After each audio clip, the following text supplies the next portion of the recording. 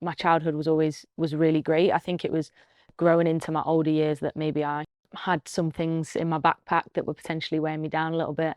I struggled really when I was kind of going into secondary school. I moved around schools a little bit. Um, and my first secondary school, I didn't have a good experience with at all. Um, I struggled to find my feet, struggled to find friends. You know, I had a lot of instances where I didn't understand maybe why things were happening in a certain way. And I definitely experienced bullying, 100%. And because I'm quite a bubbly character, people maybe wouldn't expect that. But, you know, people throwing blue tack in my hair or, yeah, chasing me around the school, and not in a fun way. So, yeah, I think definitely in my early teens, that was probably the time when I realised I was maybe carrying some things in my backpack. I think I was really timid about it to start with, probably quite embarrassed. You know, there were days that I didn't want to go in. But you know, I was brought up in a family where, you know, you didn't do that. You go and you don't take time off school.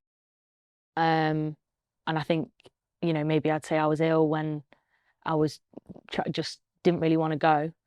It just became a bit of a conversation at some point with my parents. Um, and I think then they recognised that maybe it was best that I moved schools and maybe tried to find a school that was a better fit. But I definitely remember being like, well, I don't want to go somewhere and it's worse.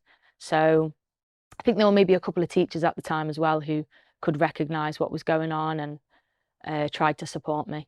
But it's hard. I think you're trying to establish who you can trust and who you can speak to, and it's difficult sometimes, especially when you're young. I definitely wasn't comfortable with opening up. I think it was more a recognition maybe on my parents' part that I wasn't enjoying school, and previously I always did, and I was always, you know, bouncing to get ready, eager to go in, and that had maybe faded and dimmed. I look back at it now and I feel like I've been on a bit of a journey myself with sort of, you know, my own mental health and looking after my own well-being and self-care and all that probably over the last few years. And I think that um, I didn't really look at it then like that, but I loved sport. I was always into sport, whatever I could do. Yeah, I'd look forward to whatever it was after school that I was doing, football, badminton, swimming, anything. I was all over it. Or playing in the street or going round to the pitch around the corner with my brother or playing Kirby or anything active really. I loved it. And I think that was I never thought anything was wrong. I just thought, you know, you're just getting on with it really. And then yeah, but sport was definitely something that made me really happy. Yeah, I think I look back at it now and identify like those early teen years as years that I struggled, yeah, with probably like my own confidence as a person, or like why I couldn't fit in, or um, couldn't seem to like connect with people. Um, you know, I felt like I couldn't quite find, you know, you try and find your group of friends, and I really struggled with that until I moved schools. And when I moved schools, that's when I mean, I fell into a really great group of people. I think it taught me a lot about maybe life, but without me really realizing it. And I think you probably unpack it a little bit later as an adult, and you realize maybe it was a bit like traumatic and it did really affect you in ways that you didn't really realize. Probably until really like 27, um, I really struggled to talk to people. I really struggled to be vulnerable, or I really struggled to express myself, I think. Whereas now I feel like I'd rather be open about how I feel and what I think, and hopefully have a productive conversation. But ultimately, you you can't always control the other person's reaction or the reaction of others. So I think it's more about trying to just conduct yourself in the best way with the best intentions, and that's all really that you can control. And I think for a long time, I just used to like shove it down really far inside me, and I just used to be like, put it in a box, and I had so many things in boxes that I forgot about them. I forgot about so many things that I had until I started to realize that, you know, there was maybe a lot that had built up over the years, and I started to unpack it a lot later. I definitely think the growth of social media changes things massively. I can't imagine what it's like to be young, proper young. And now I think people are getting phones younger as well.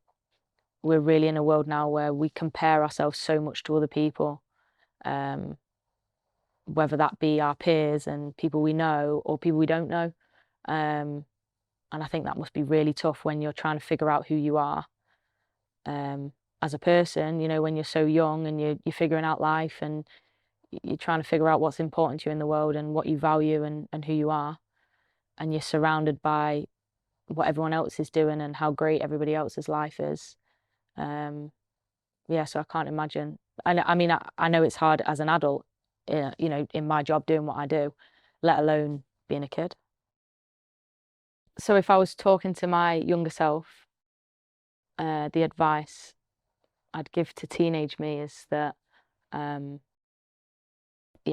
it's going to be all right, and that it's all right to be exactly who you are, and don't be afraid of being yourself. It's all right if you don't fit in. I think that I really, really struggled with that for such a long time. You know, maybe you don't feel like as a young girl as well, you like maybe don't feel the prettiest or the most popular or whatever that looks like. And it's going round in your head all the time. Whereas now, I think obviously it's so much easier to look back now. I'm double the age I was back then. And I think that as long as I'm myself and I'm authentic to who I am, I'll find my people. Like I feel like I'm really fortunate that I've got incredible people in my life. But you know, back then I couldn't say that, and it's hard sometimes to be on your own. But I think that yeah, it's all right to be on your own if if you're being who you are, true to who you are. That's all right. So yeah, I think I just tell her it'll be all right. I think as you get older, you realize how positive energy or support in any way, even if it's a small thing, can go quite a long way for someone, even if it's just a text or a phone call. I think just showing everyone has their own lives, like everyone gets bogged down with things, everyone's busy, like that's totally normal. But I think if you can reach out and at somebody's time of need, I think it really does go a long way. And I think that that's something that I really value.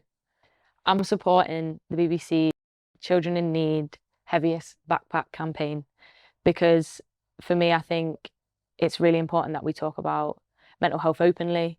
And I think especially for young kids and how we can support them and for them to know that they're not alone. I've not spoken very much about my own personal struggles kind of growing up as a teenager and what I experienced.